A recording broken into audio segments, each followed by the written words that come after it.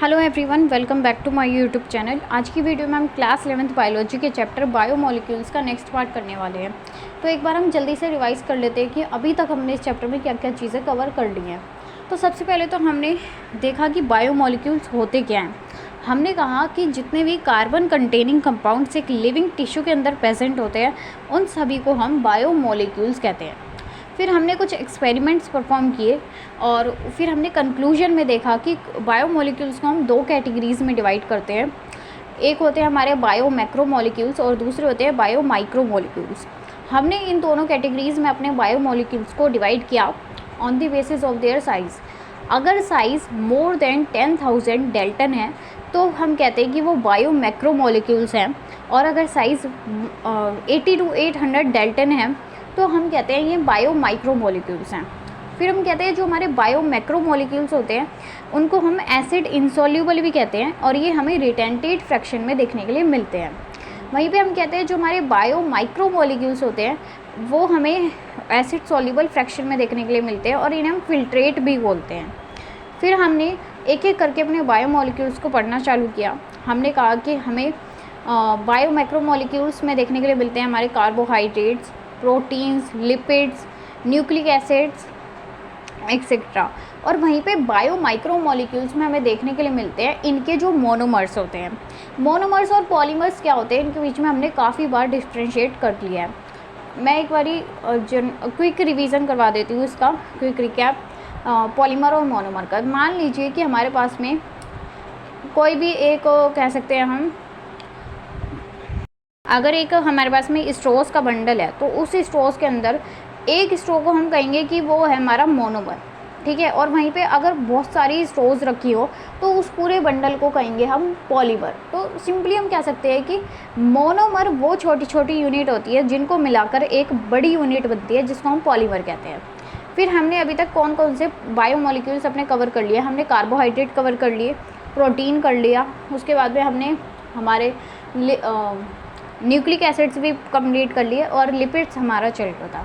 अब लिपिड्स के बारे में हमने क्या क्या मेन बात की थी वो हम एक बार रिकैप कर लेते हैं। हमने कहा कि जो लिपिड्स होते हैं वो पॉलीमर नहीं होते, मतलब कि पॉलीमर जैसे कि मैंने अभी बताया, पॉलीमर नहीं होने का मतलब है कि वो किसी भी छोटी छोटी यूनिट से मिलकर नहीं बने होते। लिपिड मतलब अकेले ही रहते हैं, इनको हम फर्दर तोड़ नहीं सकते, ठीक है। फर्दर हम इन्हें कह सकते हैं ब्रेक नहीं कर सकते, इनका ब्रेकडाउन पॉसिबल नहीं है। लेकिन हम कहते हैं कि इनका जो साइज़ होता है वो होता है 80 to 800 डेल्टन। तो हमें क्या लगता है कि ये जो हमारे लिपिड्स होते हैं इनको तो बायो माइक्रोमोलिक्यूल्स में होना चाहिए, क्योंकि ये अपने बायो मैक्रोमोलिक्यूल्स वाला क्राइटेरिया फॉलो कर ही नहीं रहा है। बायो मैक्रोमोलिक्यूल्स हम किन्हें कहते हैं जिनका साइज़ 10,000 डेल्टन से ज़्यादा का हो, लेकिन लिपिड्स का साइज़ तो 80 to 800 डेल्टन के बीच में ही आता है, तो हम इन्हें बायो मैक्रोमोलिक्यूल्स नहीं कह सकते। लेकिन ऐसा नहीं होता, हम इन्हें बायो मैक्रोमोलिक्यूल्स की कैटेगरी में ही रखते हैं। ऐसा इसलिए कि जब हमने केमिकल एनालिसिस वाला एक्सपेरिमेंट परफॉर्म किया था तो तब हमने कहा था कि जो चीज़ हमें ऊपर वाली फ्रैक्शन में देखने के लिए मिलेगी, यानी कि जो हमें रिटेंटेट की फॉर्म में देखने के लिए मिलेगा, उन सभी को हम बायो मैक्रोमोलिक्यूल्स कहेंगे। तो जो हमारा लिपिड होता है वो हमें रिटेंटेट वाली फ्रैक्शन में ही देखने के लिए मिलता है। अब ऐसा क्यों है? अगर साइज़ छोटा है तो हमारा जो लिपिड है वो फ़िल्टर हो जाना चाहिए था, लेकिन वो फ़िल्टर इसलिए नहीं होता क्योंकि वो वेसिकल्स फॉर्म कर लेता है। यानी कि जैसे ही हम उसको मतलब एक्सपेरिमेंट परफॉर्म करते हैं वो टुकड़ों में, मतलब वो अलग अलग रह ही नहीं सकता। मान लीजिए कि हमने उसको तोड़ा और वो क्या करेगा, वापस से साथ में आ जाएगा और अपनी वेसिकल्स फॉर्म कर लेगा, यानी कि उसका साइज़ बड़ा ही रहेगा, वो फ़िल्टर नहीं हो पाएगा। और अगर फ़िल्टर नहीं हो पाएगा तो वो रिटेंटेट वाली फ्रैक्शन में रहेगा, और जो चीज़ रिटेंटेट वाली फ्रैक्शन में रहती है उसको हम बायो मैक्रोमोलिक्यूल्स कहते ही हैं।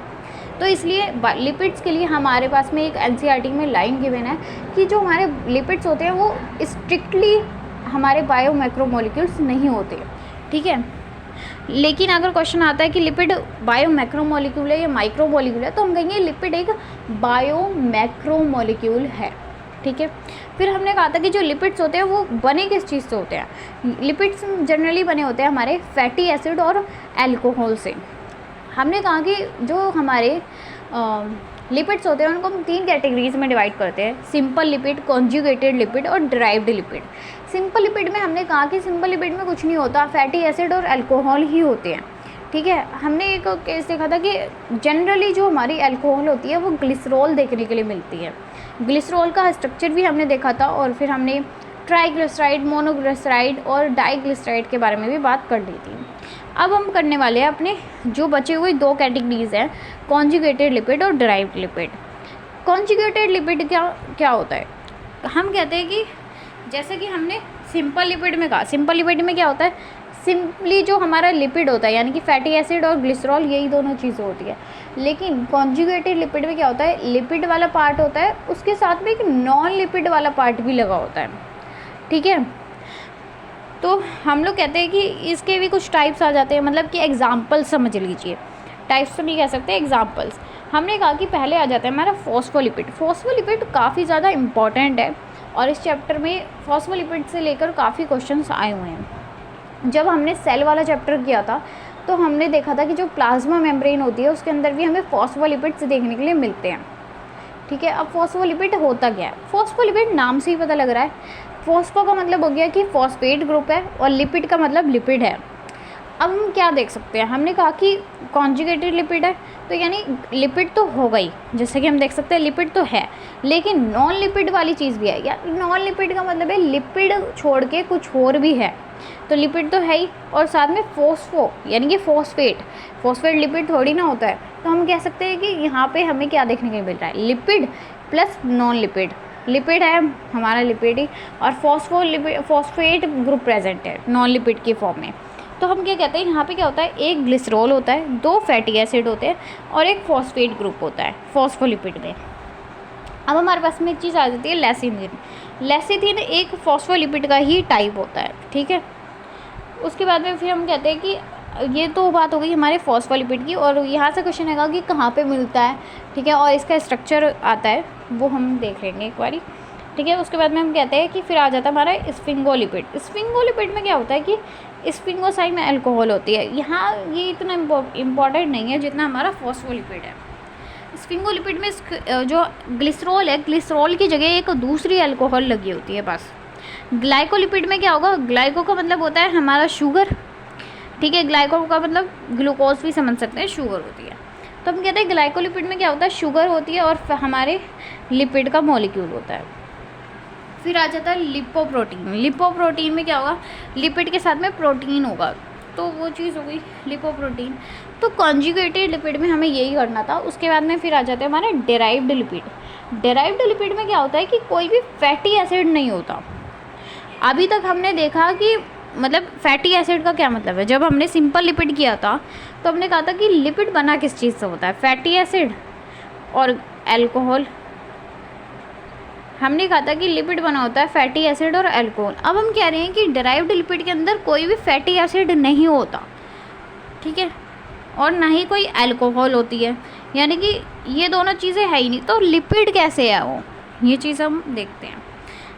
हम कहते हैं कि ये जो है ना डेराइव्ड लिपिड, ये लिपिड होते नहीं हैं। लिपिड होने के लिए तो ये दोनों चीज़ें होनी चाहिए, लेकिन जो इनकी प्रॉपर्टीज़ होती है वो हमारे लिपिड के जैसी ही होती हैं, ठीक है। तो ये बात हो गई। और हम कहते हैं ये जो होते हैं ना डेराइव्ड लिपिड, ये वाटर में सॉल्युबल नहीं होते, ठीक है, वाटर में घुल नहीं सकते। इसके एग्जांपल्स आ जाते हैं जैसे कि हमारा कोलेस्ट्रॉल। कोलेस्ट्रॉल क्या होता है, कोलेस्ट्रॉल एक तरह का स्टेरॉल होता है। इसके काम होते हैं कुछ कुछ, जैसे कि ये प्रिकर्सर होता है स्टेरॉइड हार्मोन का। स्टेरॉइड हार्मोन यानी कि जो हमारे कह सकते हैं सेक्सुअल हार्मोन्स जो होते हैं, जैसे कि मेल्स में टेस्टोस्टेरोन होता है और फीमेल्स में ईस्ट्रोजन, प्रोजेस्टेरोन, ये सब ये इनका प्रिकर्सर होता है, ठीक है। फिर हम कहते हैं कि ये बाइल सॉल्ट में भी हेल्प करता है और विटामिन डी में भी, विटामिन डी को प्रोड्यूस वगैरह करने में हेल्प करता है। इसको हम जू स्टेरॉल इसलिए कहते हैं क्योंकि ये एनिमल्स में देखने के लिए मिलता है। फिर उसके बाद में हम कहते हैं कि ये तो हो गया कोलेस्ट्रॉल। फिर कुछ और भी हमारे डेराइव्ड लिपिड होते हैं जैसे कि प्रोस्टाग्लैंडिन, ठीक है, और डिगोनिन, डिगोटॉक्सिन, ये सब होते हैं हमारे डेराइव्ड लिपिड्स। अब उसके बाद में जो मैंने अभी बताया था कि फॉस्फोलिपिड होता है, उसका स्ट्रक्चर मैंने नीचे बनाया हुआ है। फॉस्फोलिपिड का जो एक टाइप होता है लेसिथिन, यहाँ इस स्ट्रक्चर से काफ़ी बार क्वेश्चन आ गया है, तो देख लेते हैं यार। सिंपली क्या होता है कि हमें पता है ये हमारे जो ग्लिसरॉल होता है उसका स्ट्रक्चर कैसे था, CH2OH और CH2OH, ठीक है। तो अब हम यहाँ पे देख सकते हैं, यहाँ पे थोड़ी सी केमिस्ट्री है बट 1-2 बार बनाएंगे तो ये याद हो जाता है। हमने इसी स्ट्रक्चर को खोल के लिख लिया है, ठीक है।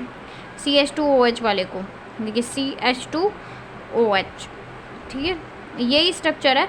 अब हमने यहाँ पे क्या कर दिया, अपना एक हमारे फैटी एसिड जुड़े हुए हैं और साथ में यहाँ पे हमारा एल्काइल ग्रुप है, ठीक है।